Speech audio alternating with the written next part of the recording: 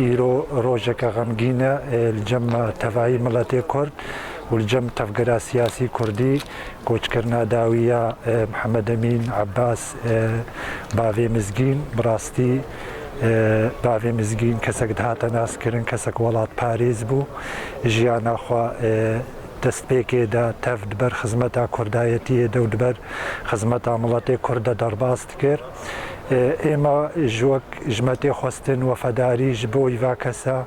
ئەف فکر و ڕامانێک و باوێ مزگین تێدە چۆپاند ئەم دوێ خەتێدا ئەم بەردەوام بن ji bo birastî ev kesê hanê velayîk li cem me wek hereka siyasî Kurdî hişt cem welatê Kurd hişt divê qonaxa nazikî zehmet de em hacetî kesek wek bavê mizgîn Mihemmed Emîn Ebbas bûn em sozê didin ev şopa bavê mizgîn